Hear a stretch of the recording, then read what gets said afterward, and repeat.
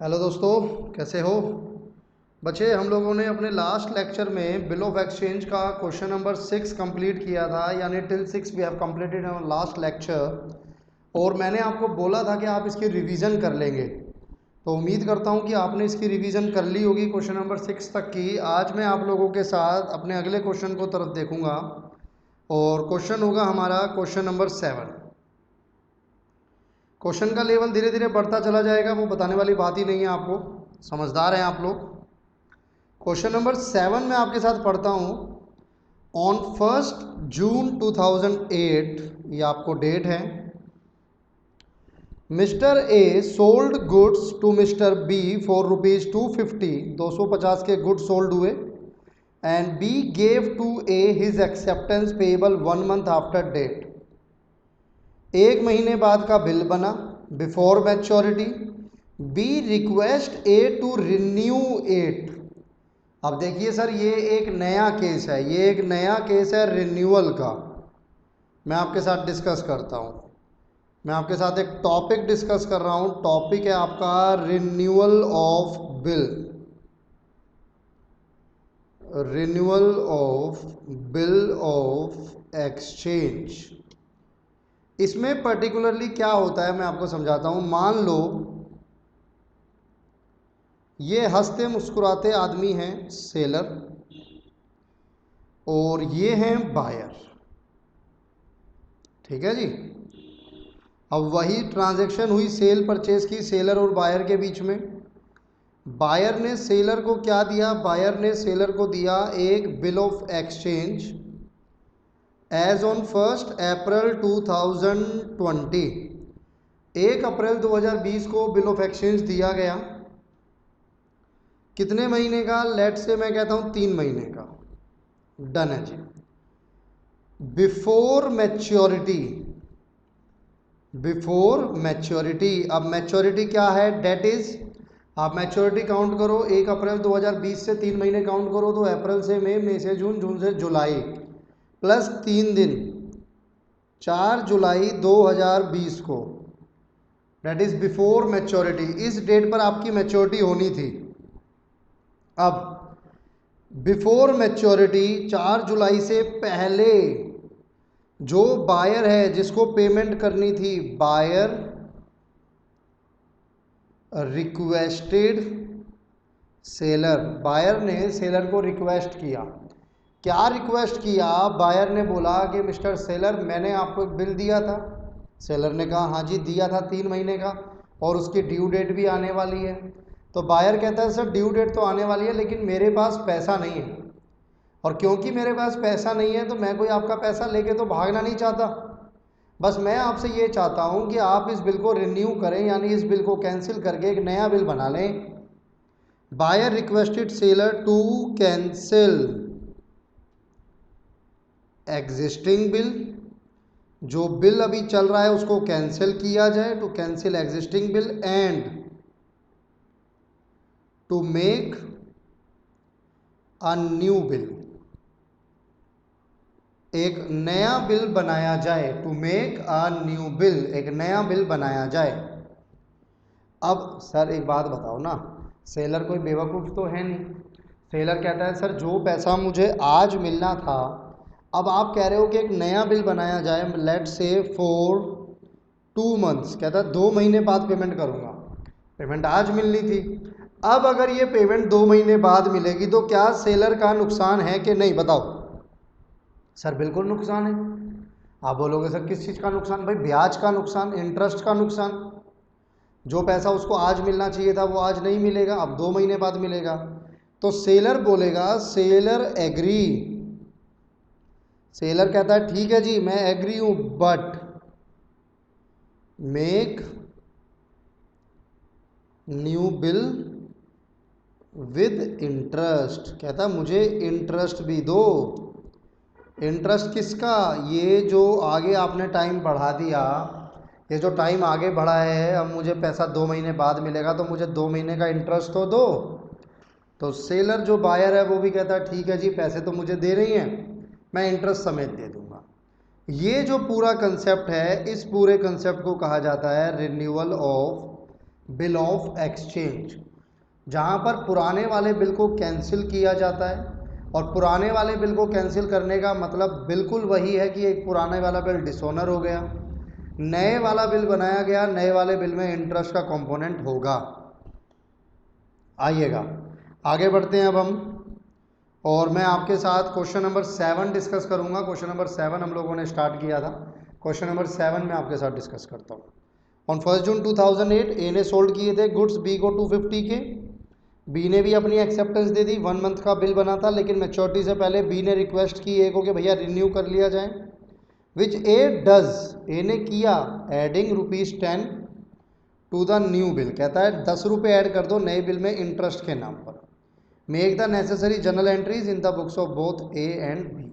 आइएगा पहले तो थोड़ी सी ना इसकी वो बढ़ा लूँ जरा।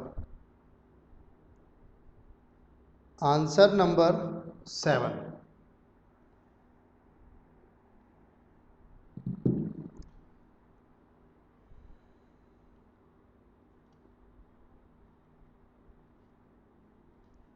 in the books of A and in the books of B।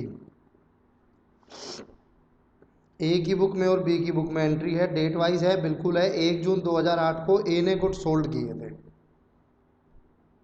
1 जून 2008 को ए ने गुड सोल्ड किए। तो जब ए गुड सोल्ड करेगा तो क्या एंट्री पास करोगे? ए गुड सोल्ड करेगा तो आप एंट्री पास करोगे बीज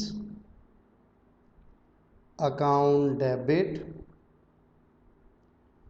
to sales account. Amount check करना जरा, 250 बीइंग गुड्स सोल्ड। और इसमें भी आप 1 जून 2008 को एंट्री करोगे purchases account debit to as account. तो लगभग ना एंट्रीज अब सेम रहेंगी, एंट्रीज में ज़्यादा फर्क नहीं आएगा, एंट्रीज लगभग सेम रहेगी आपके पास। इसके बाद सेम डेट पर बिल बना, तो जिसने सोल्ड किया उसको बी आर मिलेगा,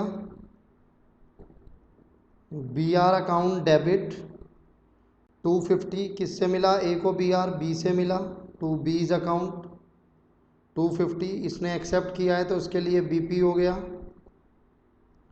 अभी जो इसकी लाइबिलिटी है ए वो ख़त्म हो जाएगा, A's account debit 250 to bills payable account 250, to bills payable account 250 हो गया जी। ए वाला हो गया, बी वाला हो गया, 1 जून हो गया। अब इसके बाद जो भी इसकी ड्यू डेट थी, क्योंकि 1 महीने का ही समय था, तो जून टू जुलाई प्लस 3 दिन, तो 4 जुलाई की बात थी। 4 जुलाई को क्या होना है? ये वाला बिल कैंसिल होना है और एक नया बिल बनना है। ये वाला बिल कैंसिल होना है और एक नया बिल बनना है।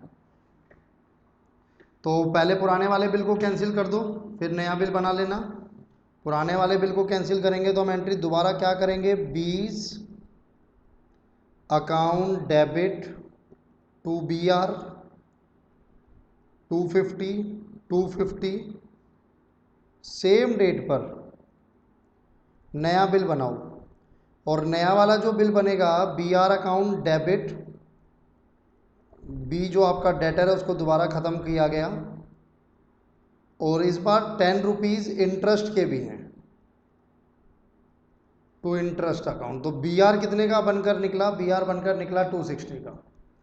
जो नया वाला बिल आपका बना वो नया वाला बिल कितने का बना? 260 का। उसी को फॉलो करते हुए हम यहाँ पर करते हैं सेम।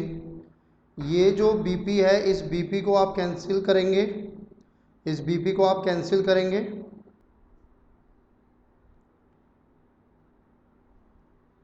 इस बीपी को कैंसिल करो।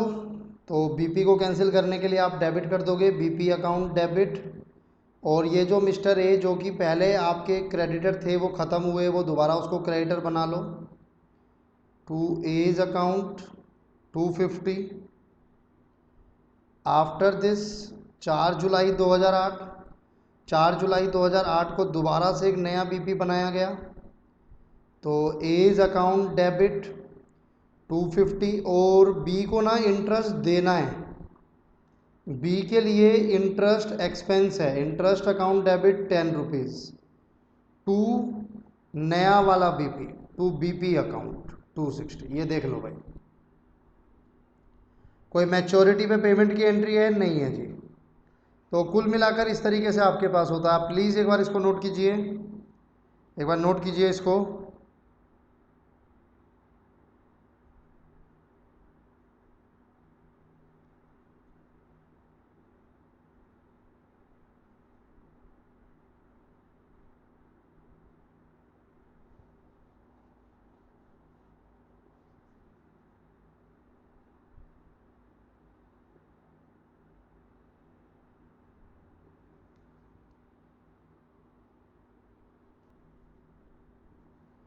कर लिया जी pose and note.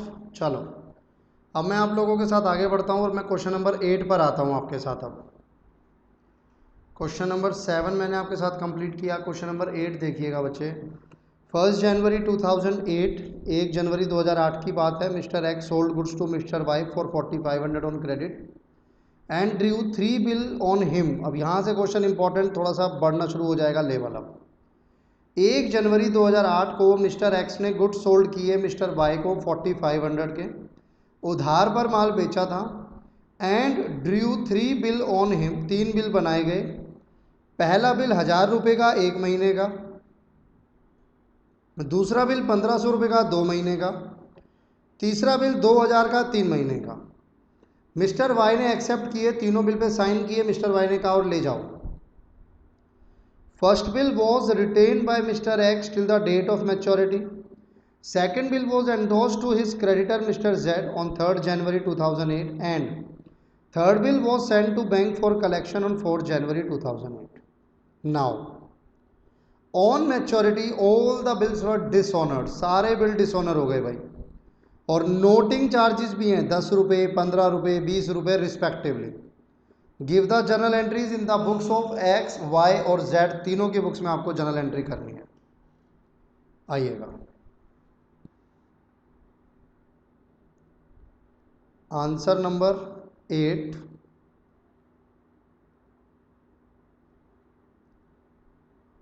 In the books of X Y and Z. Date है क्वेश्चन में, यस 1 जनवरी 2008 को मिस्टर एक्स ने गुड सोल्ड किए हैं मिस्टर वाई को। 1 जनवरी 2008 मिस्टर एक्स गुड सोल्ड करेगा तो क्या एंट्री करेंगे आप एंट्री करेंगे वाई टू सेल्स 4500 और वाई ने परचेज किए होंगे 1 जनवरी 2008। परचेजेस टू एक्स 4500 ये आपके पास सिंपल एंट्री होगी। जेड में अभी एंट्री होगी नहीं। इसी डेट पर 1 जनवरी 2008 को ही, यहाँ भी ये 1 जनवरी 2008 को 3 बिल बनाए गए भाई, BR1, BR2, BR3। 3 बिल बने। BR1 account debit, BR2 account debit, BR3 account debit,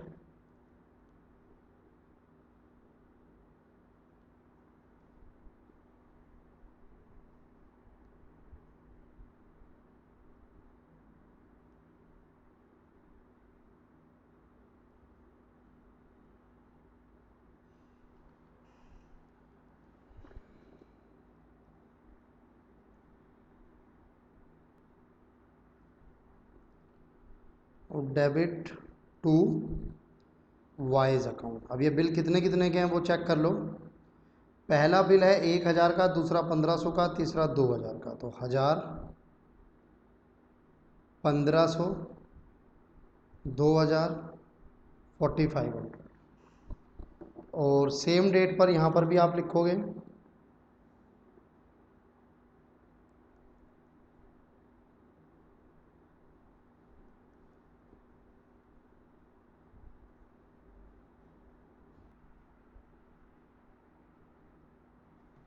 हाँ जी।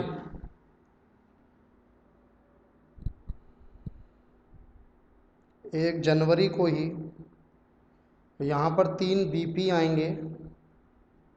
मैं एक काम करता हूँ, मैं Z को अभी हटा ही देता हूँ यहाँ से। X अकाउंट डेबिट, और मैं एक काम करता हूँ, मैं इसको थोड़ा सा स्पेस बढ़ा लेता हूँ।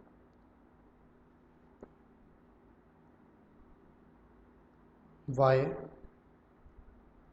1 जनवरी 2008 को मैं दोबारा कर रहा हूँ, क्या एंट्री थी? Purchases to X 4500। फिर दोबारा 1 जनवरी 2008 को अब जो आप एंट्री करोगे वो करोगे X account debit to BP1 to BP2 to BP3, total 4500, 1000, 1500 and 2000। ठीक है जी, ये एंट्री यहाँ तक समझ आई आपको। अब एक चीज़ का ध्यान रखना ज़रूर कि जो BR1 है वो 1 महीने का है, फिर 2 महीने का और 3 महीने का। फर्स्ट बिल वॉज रिटेन, पहला बिल हमारे पास ही है, तो उसकी अलग से कोई एंट्री करने की ज़रूरत नहीं है। जो बिल आपको मिला और वो आपने ही रखा ड्यू डेट तक, तो उसकी अलग से कोई एंट्री आपको नहीं करनी। Till the date on maturity second bill was endorsed to his creditor on 3 January. Second bill 3 जनवरी को आपने एंडोर्स कर दिया C को, तो इसकी एंट्री कर लेते हैं हम। ये X और Y है, मैं यहाँ आपको शो करूँगा Z को। एंट्री होगी, सेकंड है कि थर्ड है, कौन सी जनवरी है? 3 जनवरी, यानी 1-2 दिन छोड़ के 3 जनवरी 2008 को मिस्टर X ने जो सेकंड बिल है, तो सेकंड बिल इनके पास से चला गया, तो सेकंड बिल जा रहा है तो आप BR2 को क्रेडिट कर दोगे 1500 का। किसको जा रहा है? Z को जा रहा है, Z को जा रहा है, तो Z's account debit 1500, Z's account debit 1500। अब इसकी एंट्री Y में कुछ नहीं होगी, इसकी एंट्री Y में कुछ नहीं होगी, लेकिन Z में एंट्री होगी।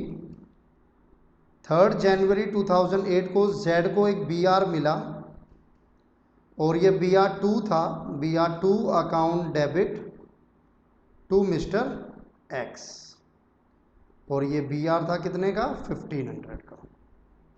ठीक है जी, वही एंडोर्समेंट वाली एंट्री। आगे बढ़ो। थर्ड बिल वो सेंड टू बैंक ऑन 4 जनवरी। 4 जनवरी को आपने थर्ड बिल जो है वो बैंक को भेजा है, तो bill send to bank for collection account debit to BR3। Third bill 2000 का थर्ड बिल आपने बैंक को भेज दिया for collection. All clear till here जी। अब क्या हुआ? अब आया कहानी में ट्विस्ट। एंड मैच्योरिटी पर सारे बिल हो गए डिसऑनर। अब बिल तो सारे हुए डिसऑनर, लेकिन एक चीज का ध्यान रखना, सबकी मैच्योरिटी सेम डेट पर नहीं है।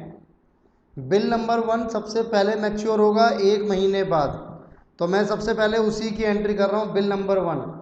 अब आपको ये ध्यान देना है कि बिल नंबर 1 किसके पास है, तो आप पाएंगे बिल नंबर 1 X ने खुद अपने पास रखा हुआ था। 10 रुपये नोटिंग चार्जेस। नोटिंग चार्जेस कौन पे करता है? नोटिंग चार्जेस वो पर्सन पे करता है जिसके पास BR होता है मैच्योरिटी डेट पर।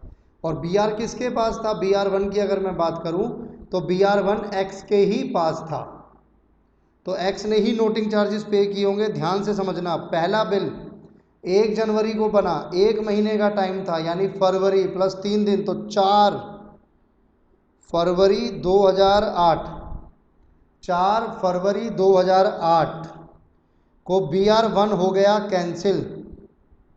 अब आप क्या करोगे? ध्यान से, टू BR1 मेरे पास था, मेरा एसेट था, डेबिट हो रखा था, उसे कैंसिल करना है तो क्रेडिट कर दिया। BR1 1000 रुपये का, 10 रुपये मैंने अपनी जेब से पे किए। क्यों पे किए? क्योंकि मुझे वकील को देने पड़े नोटिंग चार्जेस।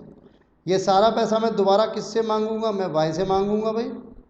वाई ने मुझे बी आर दिया था ना, 1010, ये मेरा बी आर 1 डिसऑनर हुआ। 4 फरवरी को वाई की बुक्स में क्या एंट्री करोगे? 4 फरवरी को इसका जो BP1 है वो कैंसिल हो गया। BP1 account debit to BP1 debit हो गया, BP1 कैंसिल हो गया कितने का? 1000 का। BP1 कैंसिल हो गया कितने का? 1000 का। इसके अलावा नोटिंग चार्जेस भी डेबिट होंगे 10 रुपीज़ टू, और ये 1010 किसको देना है? एक्स को देना है, टू एक्स अकाउंट 1010। ये 4 फरवरी को एंट्री है, तो ध्यान से समझ लीजिए प्लीज़। इसमें क्या एंट्री हुई 4 फरवरी को? एक्स में एक्स ने अपना बी आर कैंसिल किया, बी आर क्रेडिट, 10 रुपये जेब से गए वो कैश में दिए तो वो क्रेडिट, और पूरा पैसा किससे लेना है? वाई से लेना है, तो वाई को रिसीवेबल बना दिया। लेकिन यहाँ पर क्या किया हमने? वाई की बुक में उसने बीपी कैंसिल किया, नोटिंग चार्जेस खर्चा है उसे डेबिट किया टू एक्स अकाउंट। अब आ जाओ second bill pay. Second bill किसके पास है? सेकंड बिल तो इन महाशय के पास है, मिस्टर जेड के पास। और ये बिल बना था 1 जनवरी को, 2 महीने का था, जनवरी से फरवरी, फरवरी से मार्च, तो 4 मार्च 2008। सर मैंने आपको बताया था डिसओनर की एंट्री उससे स्टार्ट करना हमेशा जिसके पास लास्ट में बी आर होता है। अब यहाँ पर लास्ट में बी आर किसके पास है? जेड के पास है। तो जेड क्या करेगा? जेड अपना ये बी आर करेगा कैंसिल, टू फाड़ के फेंकेगा सर गुस्से में, क्या बेकार का बी आर दिया है मुझे। और इसकी खुद की जेब से 15 रुपये नोटिंग चार्जेस चले गए, 1515 रुपये। ये किससे मांगेगा? 1515 ये वापस एक्स से मांगेगा, एक्स अकाउंट डेबिट 1515 मांगेगा। अब आ जाओ 1515 में, अब आ जाओ एक्स में। अब एक्स में आ जाओ, डेट क्या बैठी थी? 4 मार्च, 4 मार्च 2008। मिस्टर एक्स पैसा किससे मांगेगा? वाई से। कितना? 1515।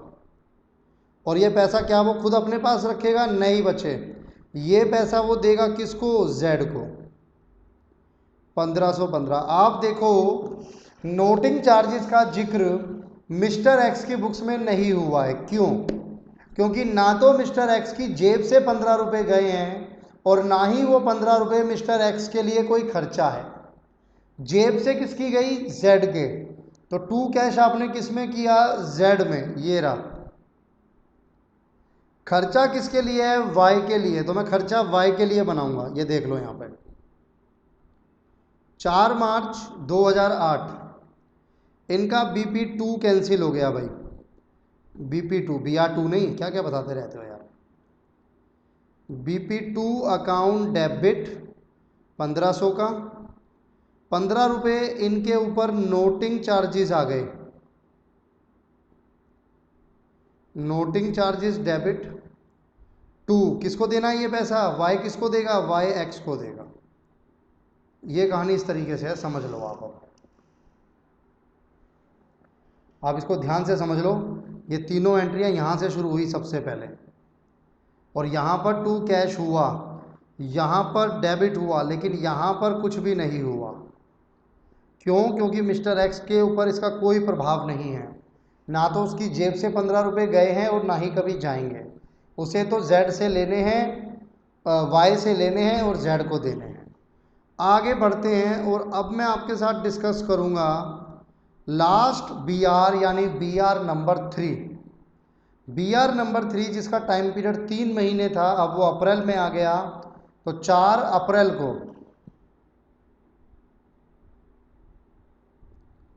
और ये बिल भी किसके पास है? ये bill send to bank for collection था, तो ये वहाँ से कैंसिल होगा। हमें बैंक की बुक्स तो बनानी नहीं होती, तो आप सिंपल BR3 तो आप पहले कैंसिल कर चुके हो। अब आप क्या करोगे? आप bill send to bank for collection को कैंसिल करोगे,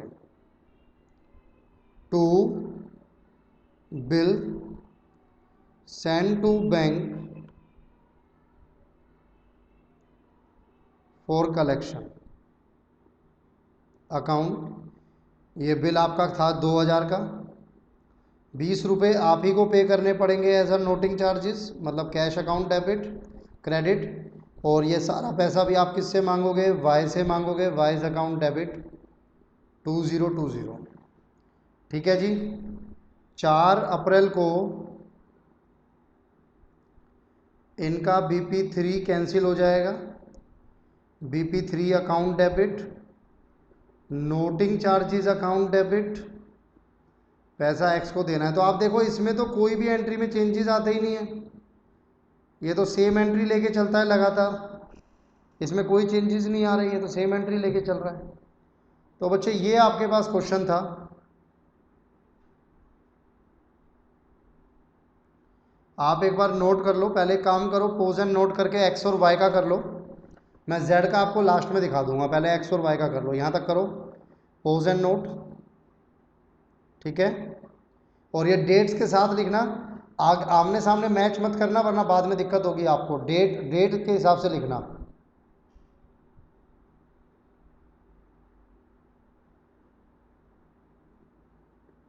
ये इस तरीके से है। तो कहाँ तक लिखा आपने, यहाँ तक कर लिया। अब ये है, नोट करो, हो गया। अब इधर आ जाओ, ये जेड की तो 2 ही एंट्री है बस, एक BR मिला और एक BR जो है वो कैंसिल हो गया, 2 ही एंट्री है। तो नोट करो, यहाँ तक आपने नोट कर लिया, आगे बढ़ते हैं अब। चलिए जी, क्वेश्चन नंबर 9 में आप लोगों के साथ डिस्कस करता हूँ। Ram owes ₹2000 to Mohan on 1st January 2008. On this date, he accept a draft for the amount of 3 months. Mohan got the bill discounted at his bank at the rate of 6%. On the due date, the bill was dishonored, noting charges ₹20.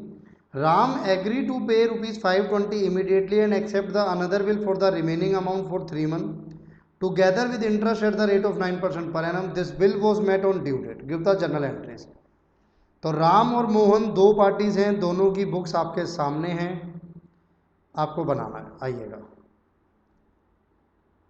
Answer number 9।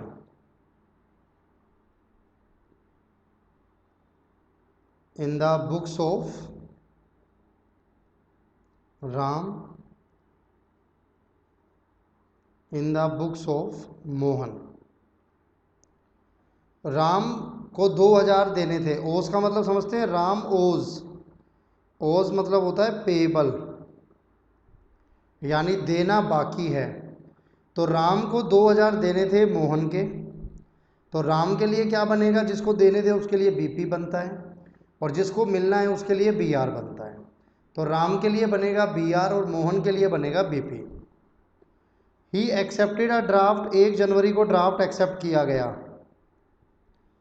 तो 1 जनवरी 2008 को राम की books में, क्योंकि राम ने तो accept किया, तो एंट्री हो गई Mohan account debit to bills payable account. कितने का है, 2000 का, 1 जनवरी 2008 को।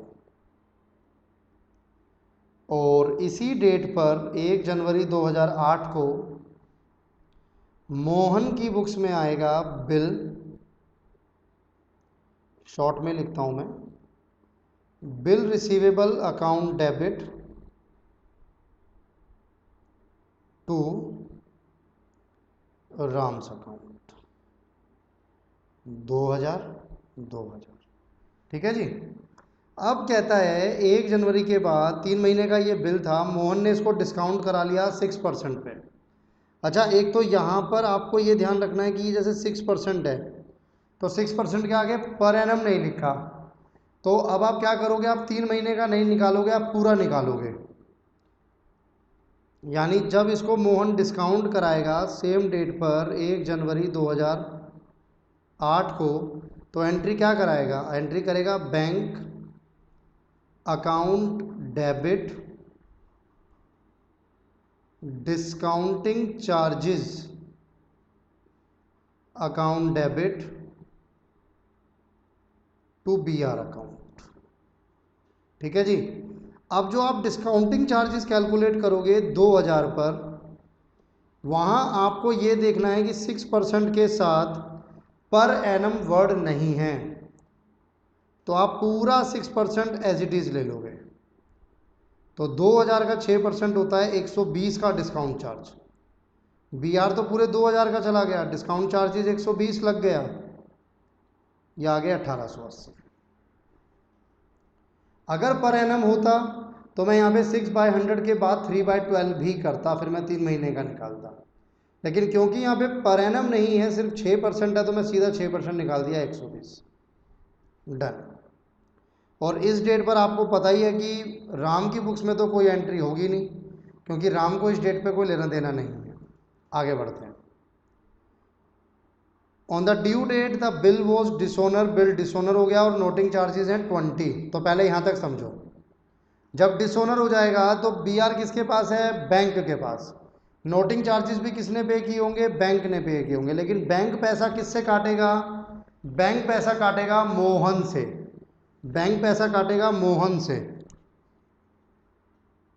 ड्यू डेट पर 3 महीने का बिल था, जनवरी टू फरवरी, फरवरी टू मार्च, मार्च टू अप्रैल। 4 अप्रैल 2008। अब ध्यान से देखना भाई, अब बैंक पैसा मांग रहा है मोहन से, और मोहन पैसा मांगेगा किससे? राम से। तो मोहन क्या एंट्री करेगा? मोहन एंट्री करेगा Ram's account debit to bank account. Bill कितने का है? 2000 का। नोटिंग चार्जेस कितने पे हुए? 20। बिल है 2000 का, नोटिंग चार्जेस पे हुए 20, तो ये आया 2020। 2020 Ram's account debit to bank. अब आप ध्यान से समझ रहे हो इस एंट्री को? मोहन की बुक्स में एंट्री है, पैसा किससे मांगा जाएगा? राम से। और किसको दे दिया गया? बैंक को। जब मैं राम की बुक में एंट्री करने आऊँगा 4 अप्रैल 2008 को, ये क्या एंट्री करेगा? ये अपना BP कैंसिल करेगा सबसे पहले। तो BP account debit 2000, noting charges account debit 20 रुपये, और पैसा किसको देना है सारा? मोहन को, टू मोहन्स अकाउंट 2020।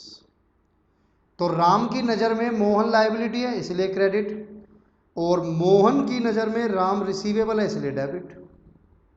तो ये तो मेरा डिसोनर हो गया। अब डिसोनर पे बात खत्म नहीं हुई है, उन्होंने बोला है कि राम ने एग्री किया है कि वो 520 इमीडिएटली पे करेगा। तो 520 राम इमीडिएटली पे कर रहा है, किसको? अपनी लायबिलिटी को। कौन है उसकी liability? Mohan. Mohan's account debit to bank. मैं एज्यूम करता हूं कि बैंक से पे हुआ 520, ये पे हुआ तो इसकी लायबिलिटी खत्म 520 से, और बैंक कम हो गया तो वो क्रेडिट हो गया। और सेम डेट पर जब इसने पेमेंट की तो मोहन को वो पेमेंट मिली, तो मोहन का बैंक इंक्रीज हो गया। बैंक अकाउंट डेबिट 520 किससे? राम से। 520। कहानी पूरी हुई यहाँ तक? अच्छा जी, आगे बढ़ते हैं। And accept another bill for the remaining amount for 3 month with 9% interest. अच्छा, यहाँ पे 9% इंटरेस्ट की एंट्री आप चाहो तो अलग भी कर सकते हो, मैं आपको बताता हूँ कैसे। पहले आप ये चेक करो कि आपको, जैसे मैं मान लो यहाँ की बात करता हूँ, कितने पैसे देने थे? 2020। कितने दे दिए? 520। तो कितने और बचे? 5 5 5 1500 रुपये। तो वो 1500 प्लस उस 1500 का 9% एक नया BR बनेगा। तो अभी मैंने आपके साथ एक क्वेश्चन किया था ना रिन्यू वाला, जहाँ पर मैंने इंटरेस्ट वाले पार्ट को BR के साथ कराया था, या मैं कह सकता हूँ इंटरेस्ट वाले पार्ट को BP के साथ कराया था। क्वेश्चन नंबर 7 था। अब इस क्वेश्चन में मैं आपको पहले इंटरेस्ट की एंट्री करके दिखाता हूँ कैसे होती है।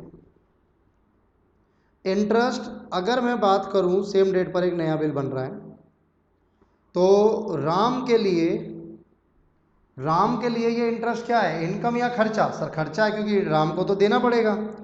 तो राम इसको इस तरीके से शो करेगा, इंटरेस्ट अकाउंट डेबिट टू, किसको देना है, मोहन को।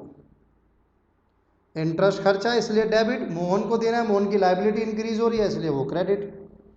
जो बैलेंस बचा, कितना बचा, 1500। रेट ऑफ इंटरेस्ट क्या तय हुआ, 9%। कितने महीने आगे का बिल बनाया जा रहा है, 3 महीने आगे का, तो 3 महीने का इंटरेस्ट 3/12। चेक करें जरा कितना इंटरेस्ट आएगा। 1500 का 9% डिवाइड बाय 4, 33.75 है। मैं 34 कर रहा हूँ, राउंड ऑफ कर रहा हूँ। तो यहाँ पर इंटरेस्ट डेबिट हुआ, लेकिन इसी एंट्री को जब मैं मोहन की बुक में करूँगा, यानी 4 अप्रैल 2008 को, तो मोहन को इंटरेस्ट मिलेगा। मोहन की इंटरेस्ट इनकम है और उसका रिसीवेबल फिर बढ़ेगा राम के नाम से, Ram's account debit to interest 34। तो ये अलग एंट्री भी होती है। अब इसी डेट पर इसी इंटरेस्ट के साथ एक नया बिल बनाया गया, तो 4 अप्रैल 2008 नया बिल आपको मिला, BR account debit to Ram. अच्छा, ये बिल कितने का होगा? मैं कहता हूँ ये बिल होगा 1534 का। आप पूछेंगे सर ये अमाउंट कहाँ से आया, मैं बताता हूँ। कहानी शुरू हुई मेरी यहाँ पर। मुझे राम से कितना लेना था, 2020। कितना मिल गया, 520। कितना बचा, 1500। और कितना लेना है, 34, तो 1534। भाई राम डेबिट हुआ 2020 से, यानी मुझे उससे 2020 लेना था। फिर राम क्रेडिट हुआ 520 से, यानी 520 मिल गया, और 34 से फिर डेबिट हुआ, यानी लेना है, तो 1534 मुझे उससे लेना है। तो BR टू राम, यहाँ पे एंट्री होगी, इसी सेम अमाउंट से एंट्री होगी, Mohan account debit to BP account 1534। Same चीज़ है, 2020 देना था, 520 दे दिया, 34 और ऐड कर लो। अब इन दोनों को मिलाकर आप एक एंट्री भी कर सकते हो, जो मैंने आपको पहले बताई थी। इन दोनों को मिलाकर एक और एंट्री हो सकती है। सिंपल एक एंट्री होती सेम डेट पर 4 अप्रैल 2008 को। क्या एंट्री होती, आप सिंपल एंट्री करते, मोहन, भाई ये वाला मैं इसको वैसे कर लेता हूँ ना, ये वाला जो आपका, ये 34 इस 34 से कट जाता, तो मोहन डेबिट होता 1500 से, ठीक है जी। इंटरेस्ट डेबिट होता 34 से, और BR क्रेडिट होता, BR नहीं होगा, ये BP होगा।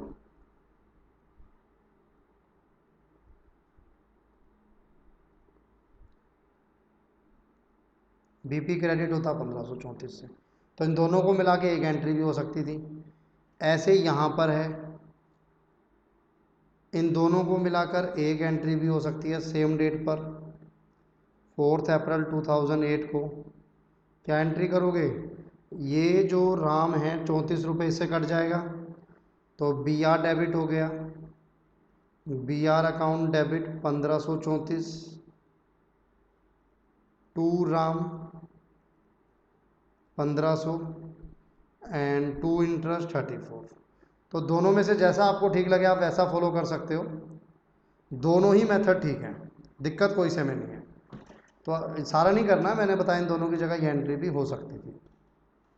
अब मैं आगे बढ़ता हूँ। The bill was met on due date. अब यहाँ से 3 महीने गिन लो जरा, और 3 महीने बाद इसकी पेमेंट रिसीव कर लो। अप्रैल टू मई टू जून टू जुलाई, प्लस 3 दिन, तो 7 जुलाई। 7 जुलाई 2008 को पेमेंट मिल गई, तो क्या एंट्री करोगे, bank account debit to BR के अगेंस्ट मिल गई ना, 1534। 7 जुलाई को यहाँ से पेमेंट निकल गई, BP के against, BP account debit to bank 1534। लीजिए जी, ये क्वेश्चन था आपके पास। एक बार नोट कर लीजिए, पॉज करके नोट कर लीजिए एक बार।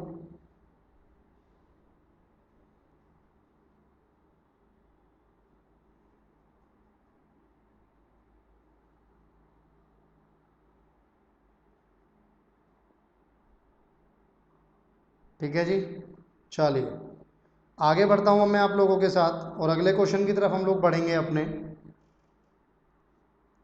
Question number 10। Question number 10, mister A sell goods to Mr. B to the value of rupees 1450 and draws on him a 4-month bill of exchange for the amount which B accepts। ए ने good sold किए B को इतने के, 4 महीने का bill of exchange बना, B ने accept किया, ए ने डिस्काउंट करा लिया and pays rupees 7.25 as discounting charges on the due date. B dishonour the bill and request A to draw a new bill after 4 months for the amount of the old bill together with discounting charges plus interest at 5% per annum. A does so. This bill was met duly on maturity. Pass the journal entries in the books of both the parties A and B। दोनों की books में आपको entry करनी है, लगभग same है। Answer number 10 in the books of A and in the books of B।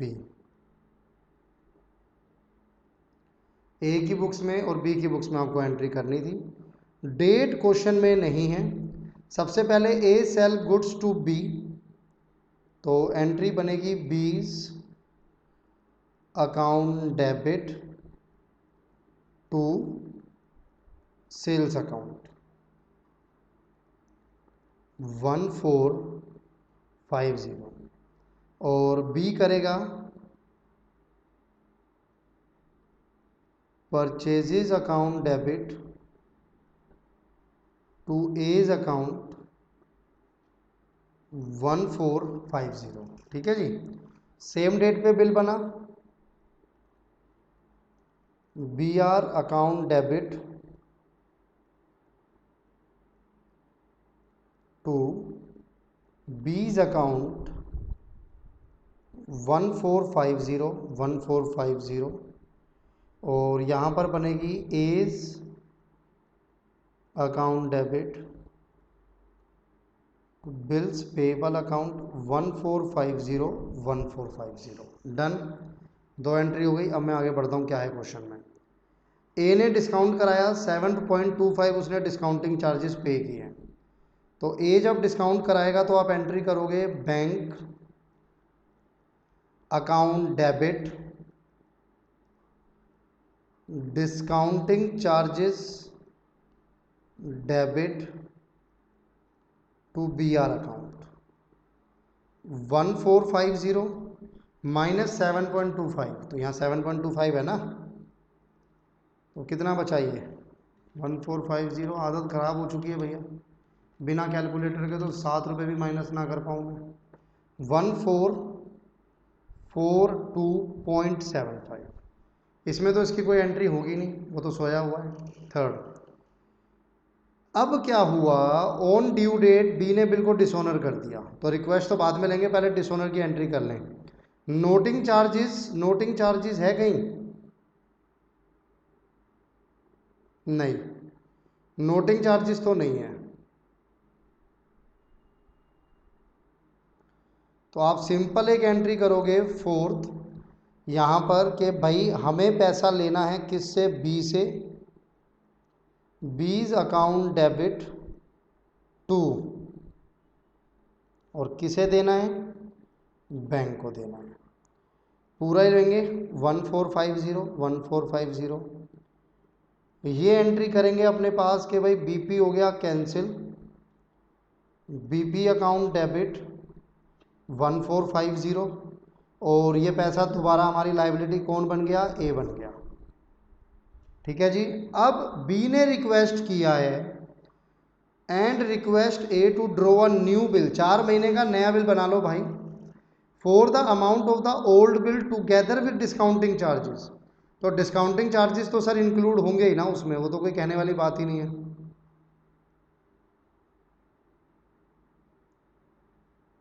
वो तो उसमें इंक्लूड ही है। प्लस इंटरेस्ट 5% पर एनम का नया बिल बनाना है भाई। आ जाओ जी, आ जाओ, नया बिल बनाते हैं मिलजुल के। इंटरेस्ट की एंट्री में साथ में करूंगा, बी आर अकाउंट डेबिट, इसको तो इंटरेस्ट मिलेगा, to B's account, to interest account, to B's account and to interest account. Interest calculate करें भाई, 1450 का तो ये था, प्लस 5% 4 महीने का 1450, 5% 4 महीने का 24 रुपीज़ आ रहा है। आ तो कुछ और रहा है, मैंने राउंड ऑफ कर दिया, 24 रुपीज़ आ रहा है, 1474 बी आर हो गया। ऐसे ही यहाँ पर आप एंट्री करोगे इसी की, तो आप क्या एंट्री करोगे, एज अकाउंट डेबिट 1450, इसके लिए इंटरेस्ट एक्सपेंस है, इंटरेस्ट डेबिट 24, टू दोबारा बीपी बनेगा 1474, 1474। क्लियर है यहाँ तक? बिल्कुल क्लियर है जी।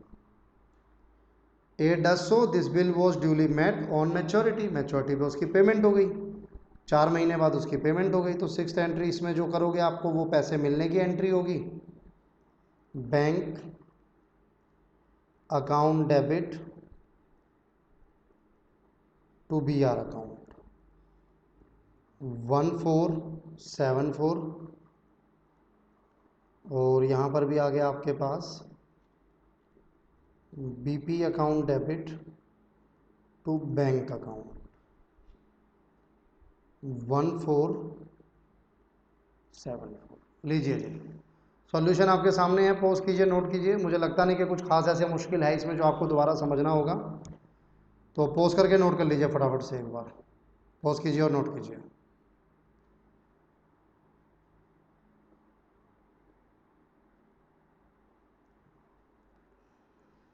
चैप्टर जनरल एंट्रीज का ही है, लेजर है, वो लेजर मैं आपको स्टडी मॉड्यूल से ही बता दूंगा, उसमें कुछ उतना इम्पोर्टेंट पार्ट नहीं है।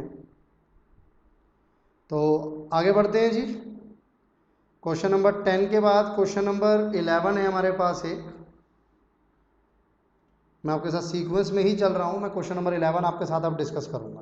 B, being unable to meet his acceptance for ₹2000 due on 15th June approaches the drawer A who is in possession of the bill on 30th June with request to receive 800 in cash and draw on him for the balance plus 15 for interest at 3-month date and cancel the old bill for ₹2000. A agree to this.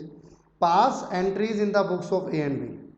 तो देखिए simple सा question है, आपको एक short में बोला कि B है जिसको लगता है कि अब वो पेमेंट नहीं कर पाएगा, एक एक्सेप्टेंस थी उसके ऊपर 2000 की जो कि 15 जून को थी, उसने अप्रोच किया ए को जिसके पास ये बिल अभी भी है, यानी बी आर होल्डर अभी भी कौन है, ए है।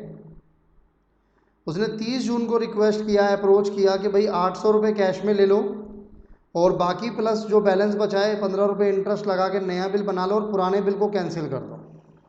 ए भी एग्री कर गया तो आपको एंट्री करनी है, तो सिंपल है, कुछ ऐसा मुश्किल तो इसमें है नहीं, तो कर लेंगे आप लोग इसको, या मैं करा दूं? चलो आप कह रहे हो तो मैं करा देता हूं, वैसे इसमें ऐसा कुछ था नहीं। आंसर नंबर 11,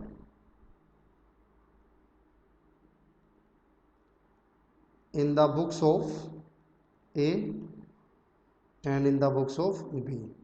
एक्सेप्टेंस बी की थी, ठीक है जी। सबसे पहले जो पुराने वाला 2000 वाला बिल है वो कैंसिल कर दो, ए के लिए बी आर था, तो ए एंट्री करेगा बीज अकाउंट डेबिट, नोटिंग चार्जेस तो है नहीं, 2000, इसने अपना बी आर कैंसिल कर दिया, ये अपना बीपी कैंसिल कर देगा, बीपी अकाउंट डेबिट, पैसा किसको देना है, ए को देना है, टू एज अकाउंट 2000 डन। ये ए की बुक, ये बी की बुक। इसके अलावा आगे बढ़ते हैं। अब उसने बोला भैया 800 रुपये कैश में ले लो, तो उन्होंने कहा ठीक है जी 800 रुपये कैश में दे दो। तो कैश अकाउंट डेबिट 800 टू, किससे मिले ये पैसा? बी से मिला, बीज अकाउंट 800। यहाँ पर इसको पे करने पड़े होंगे, किसको पे करेगा ये? ए को। एज अकाउंट डेबिट, इसकी जेब से गया है तो कैश को क्रेडिट कर दिया जाएगा। अब कहता है जो बाकी बैलेंस बचा प्लस 15 रुपये इंटरेस्ट, तो बाकी बैलेंस कितना बचा? बाकी बैलेंस बचा 1200 रुपये। तो वो जो 1200 रुपये का बैलेंस बचा वो प्लस 15 रुपये इंटरेस्ट मिलाकर एक नया बिल बनाया जाएगा। तो लो जी नया बिल बना लो। B R account debit 1200 plus 15, 1215 to B's account, B का अकाउंट पूरा 1200 से ख़त्म हो गया, टू इंटरेस्ट, इंटरेस्ट आपको मिलेगा तो वो आपका बेनिफिट है 15 रुपये का। अगर मैं यहाँ पे बात करूँ तो यहाँ पे एंट्री किस तरीके से होगी? यहाँ पे एंट्री होगी कुछ इस तरीके से कि ए ख़त्म हो जाएगा जो आपकी लाइबिलिटी है, A's account debit 1200, interest account debit 15, क्योंकि इसको इंटरेस्ट देना है तो इसके लिए वो खर्चा है, और किसको बनाना है? एक नया बीपी बनाना है, तो बीपी अकाउंट 1215। अब मैच्योरिटी पे इसके मेट के लिए कुछ बोला हुआ है? नहीं, ए एग्री टू दिस, बस इतना सा क्वेश्चन था। तो क्वेश्चन तो सिंपल था, मैंने कहा चलो करा देता हूँ, कोई नहीं। Pose and note.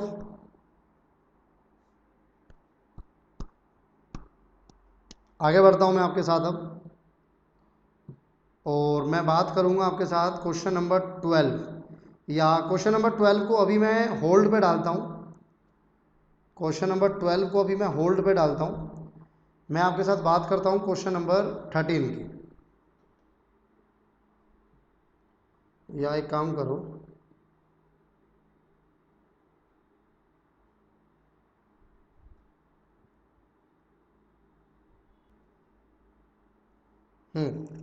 तो 13th क्वेश्चन मैं आपके साथ डिस्कस करूँगा। और 13th क्वेश्चन को डिस्कस करने से पहले मैं आपके साथ एक कंसेप्ट डिस्कस करता हूँ। कंसेप्ट है इंसॉल्वेंसी, इंसॉल्वेंसी ऑफ डेटर। आपको जिससे पैसे लेने थे वो इंसॉल्वेंट हो गया। इंसॉल्वेंट समझते हो ना, कि अब वो उस पोजीशन पे नहीं है कि वो आपके पैसे दे सके। फॉर एग्जाम्पल, आपने एक एंट्री की किसी को, let's say debtor account debit to sales account. आपने एक एंट्री की debtor account debit to sales, और मान लो 5000 ये एंट्री हुई। अब आपको पता लगता है कि debtor is insolvent and only 50 पैसे इन अ रुपी कैन बी रिकवर्ड। इसका क्या मतलब है? इसका मतलब है कि आपको अगर उससे 1 रुपया मिलता तो अब वो 1 रुपया ना मिलकर सिर्फ 50 पैसे रिकवर होंगे। यानी अब जो रिकवरेबल अमाउंट है वो आधा हो गया। आपको अब कितना रिकवर होगा? आपको उससे रिकवर होना था 5000, 50 पैसे इना रुपी, 1 रुपये में 100 पैसे, तो आधा ही रिकवर होगा। तो अब आप जो एंट्री करोगे, जब आपको रिकवर होगा तो आप एंट्री करोगे, देखो कुछ इस तरीके से, ध्यान से देखना। जो पैसा मिला उसे आप दिखाओगे बैंक से मिल गया, जो पैसा नहीं मिला, डूब गया, उसे क्या नाम शो करते हैं हम लोग? बैड डेब्ट रिकवर्ड। ये वो पैसा जो नहीं मिला, टू डेटर, डेटर पूरे को ख़त्म करेंगे कि भाई जो लेना था मिल गया, जो नहीं मिला वो नहीं मिला, तो डेटर तो ख़त्म करो, डेटर को रख के क्या फ़ायदा है। तो इंसॉल्वेंसी में बाकी सारी एंट्री सेम चलेगी, बस ये वाली जो एंट्रीज़ हैं ये एंट्रीज एडिशन में आ जाएगी, बाकी सब कुछ सेम है। तो आई होप क्लियर होगा यहाँ तक इंसॉल्वेंसी है डेटर की। अब इसी के ऊपर मेरा क्वेश्चन है आपके साथ, क्वेश्चन नंबर 13। ध्यान से देखिएगा, क्वेश्चन नंबर 13 इसी के ऊपर है। क्वेश्चन नंबर 13 कहता है a sold goods to the value of ₹12,000 to be taking a bill at 3 month therefore dated 1 July 2008। 1 जुलाई को ए ने गुड सोल्ड किए 12,000 के और बिल बनाया 3 महीने का। 4 अगस्त को ए ने डिस्काउंट कराया बिल 5% पर एनम पर। ए ने डिस्काउंट कराया 5% पर एनम पे with his banker. At maturity bill was return by the banker dishonour with ₹10 as expenses noting charges. He paid ₹3,000 and gave another bill for at 3 months for 9,000 at 6% interest, but before maturity he had become insolvent and ultimately paid his creditor 75 paisa in a rupee. Make the entries in A's journal. आपको सिर्फ ए की books में entry करनी है। Question 7 के साथ और समझाऊंगा, अगर अभी नहीं समझ आया है तो आप एक बार खुद भी रीड कर सकते हो।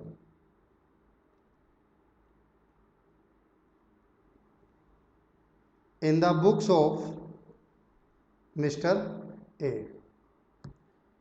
डेट वाइज चलते हैं प्यार मोहब्बत के साथ। 1 जुलाई 2008 को गुड सोल्ड हुए। 1 जुलाई 2008 को गुड सोल्ड हुए। मिस्टर ए ने गुड सोल्ड किए। किसको सोल्ड किए? बी को। तो एंट्री होगी बीज अकाउंट। चलो एक ही की बुक बनानी है ना, तो मैं आपको फॉर्मेट भी बना देता हूँ। वैसे फॉर्मेट मैंने आपको बताया कुछ खास नहीं है इसमें। Date, particulars, LF, debit, credit.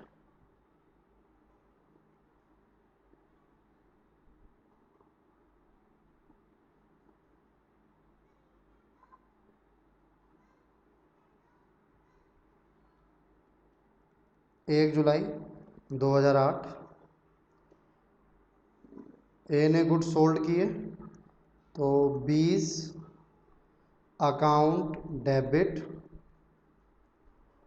To sales account. कितने के सोल्ड किए थे? 12,000 के। प्रॉपर करते हैं क्वेश्चन को। बीइंग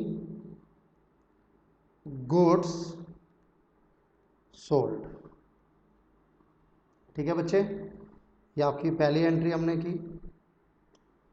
सेम डेट पर बिल बनाया गया 1 जुलाई 2008 को, तो एंट्री हो गई आपके पास BR account debit to B's account.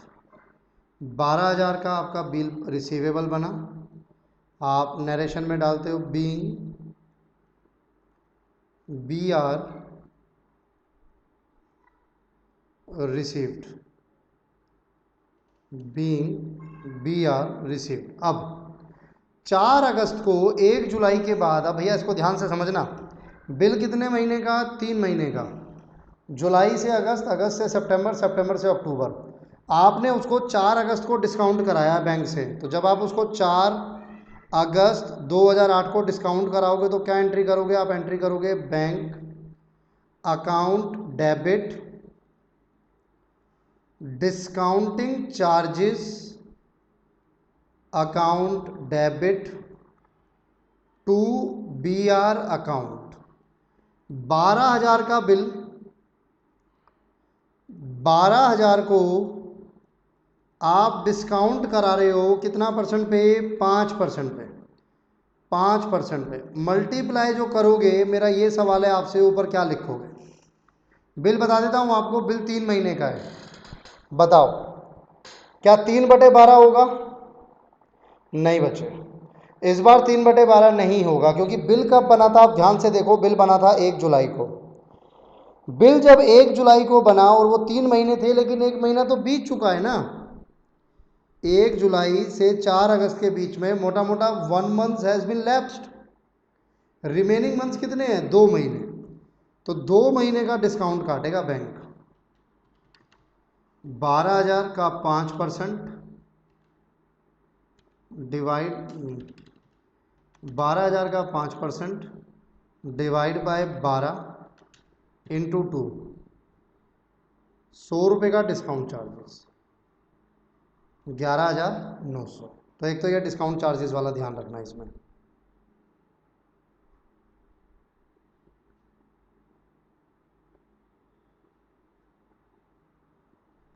being BR discounted, being BR discounted। 4 अगस्त को ये डिस्काउंट करा लिया। मैच्योरिटी पे bill was return by banker dishonour with ₹10 expenses. तो भैया 10 रुपये का नोटिंग चार्जेस लगा। तो अब आप क्या एंट्री करोगे ड्यू डेट पर? ड्यू डेट का मतलब हो गया आपका जुलाई से अगस्त, अगस्त से सितंबर, सितंबर से अक्टूबर, 4 अक्टूबर। 4 अक्टूबर 2008 को अब हम क्या एंट्री करेंगे? हम वापस पैसा मांगेंगे किससे? बी से। तो बीज अकाउंट डेबिट टू, और पैसा किसको देंगे? पैसा देंगे बैंक को। कितना? 12,010, 12,010 बीइंग अमाउंट पे टू बैंक। या आपने अमाउंट पे कर दिया बैंक को, डन। अब इसी डेट पर 4 अक्टूबर 2008 को, इसी डेट पर उसने 3,000 तो पे किए and gave another bill at 3 month for 9,000, और 9,000 का नया बिल बनाया। तो पहले तो 3,000 जो आपको मिले आप एंट्री करोगे bank account debit to B's account 3,000। बल्कि ना यहाँ पे ये 3,000 नहीं होगा, ये मिसप्रिंट होगा, यहाँ 3,010 होगा, वरना आपका कम पड़ जाएगा अमाउंट, और ऐसा हो नहीं सकता कि अमाउंट पूरा ना पड़े। बीइंग अमाउंट पार्टली रिसीव्ड, आपको अमाउंट जो है वो पार्टली रिसीव हुआ। और इसी डेट पर एक नया बिल भी बनेगा 4 अक्टूबर 2008। नया बिल बना कितने का? अब देखो 3 महीने के लिए 9,000 प्लस 6% इंटरेस्ट, 9,000 प्लस 6% इंटरेस्ट अगले 3 महीने के लिए। B R account debit to B's account 9,000 to interest account. अब ये इंटरेस्ट किस पे निकालोगे आप? बचे हुए 9,000 पे। कितना परसेंट? 6% अगले 3 महीने का, 6% अगले 3 महीने का। 9,000 का 6% डिवाइड बाय 12 इंटू 3, 135 रुपये। तो टोटल जो आपका बिल बनेगा वो बनेगा 9,135 का। यहाँ तक तो कहानी सेम ही है, अभी तक तो मैंने आपको कुछ अलग पढ़ाया नहीं, अब पढ़ाऊंगा। Being new B R received, जो नया बी आर आया वो हमने यहाँ लिख दिया। Being new B R received, done. 4 अक्टूबर हो गया। अब कहता है but before maturity he became insolvent and ultimately paid his creditor only 75 paise इन अ रुपी। अब वो हो गया ड्यू डेट पर इंसॉल्वेंट। तो अगर वो इंसॉल्वेंट हुआ है, पहले तो ड्यू डेट कैलकुलेट करो, अक्टूबर टू नवंबर, नवंबर टू दिसंबर, दिसंबर टू जनवरी, 7 जनवरी 2009। तो ये तो श्योर है कि पूरा पैसा नहीं मिलेगा। बैंक अकाउंट डेबिट कुछ पैसा मिलेगा, बैड डेब्ट अकाउंट डेबिट कुछ पैसा नहीं मिलेगा, और वो बी आर क्या हो जाएगा? वो बी आर हो जाएगा आपका कैंसिल। वो बी आर क्या हो जाएगा? बी आर हो जाएगा आपका कैंसिल। तो बी आर था 9135। अब आप इसको कैसे सॉल्व करोगे? आप देखोगे भाई 9135 only 75 paise in a rupee can be recovered, तो इसका 75% आप निकालोगे, ये आ रहा है 6851। तो मोटा मोटा 6851 आपको रिकवर्ड हुआ। और 9135 में से 2284 आपका बैड डेब्ट हो गया। बीइंग फाइनल अमाउंट रिसीव्ड, ये क्वेश्चन आपका यहाँ खत्म हो जाता है। लेकिन मैं आपके साथ एक पॉइंट और इसमें डिस्कस करना चाहूँगा। वो पॉइंट ये है कि इस एंट्री की बजाय कुछ और भी हो सकता था। और क्या हो सकता था? 7 जनवरी 2009 को पहले आप अपना जो पुराने वाला बिल था उसको करते कैंसिल, और वापस आप अपना बी को जो है डेटर बनाते। तो आप एंट्री करते B's account debit to B R, और बी आर कर देते कैंसिल 12,000 9,135, है कि नहीं? कैंसिल हो गया sir, B R cancel. Being B R dishonoured, ये कहानी हो जाती। इसी डेट पर 7 जनवरी को अब आप एंट्री करते कि bank account debit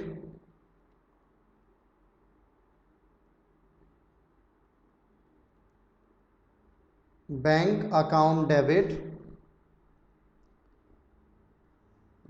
debts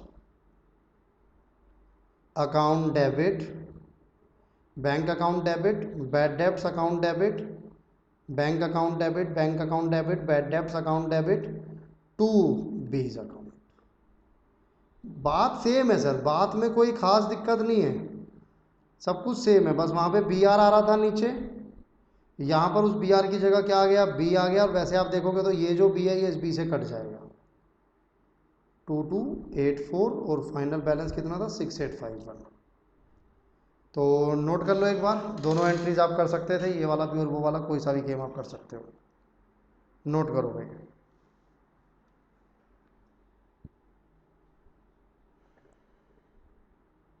pause and note, pause and note, pause and note, pause and note.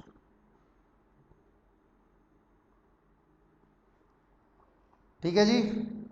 आज मैंने आप लोगों के साथ क्वेश्चन जो डिस्कस किया वो क्वेश्चन डिस्कस किया है क्वेश्चन नंबर 13 तक होल्ड रखा के। तो 6 क्वेश्चन आज हमने मोटा मोटा किए, 6 लास्ट क्लास में किया था, वही एवरेज है। लंबा नहीं बना रहा हूँ लेक्चर को, क्योंकि थोड़ा सा टॉपिक कॉम्प्लिकेट हो सकता है। अगर आपका 11th का बेस अगर इस चैप्टर का थोड़ा सा वीक है तो हो सकता है आपको चैप्टर को समझ आने में थोड़ा सा टाइम लगे। जर्नल एंट्रीज हैं, कोई भी डाउट होगा आप मुझसे व्हाट्सएप कर लीजिएगा। बाकी रिवीजन करते रहिएगा साथ के साथ, और एक दिन में एक ही वीडियो को प्ले करके अपना क्लास लीजिएगा प्लीज़। तो मिलते हैं अपने नेक्स्ट लेक्चर में बच्चे, उम्मीद करता हूँ तब तक आप इसको भी अपना रिवाइज कर लेंगे। Thank you.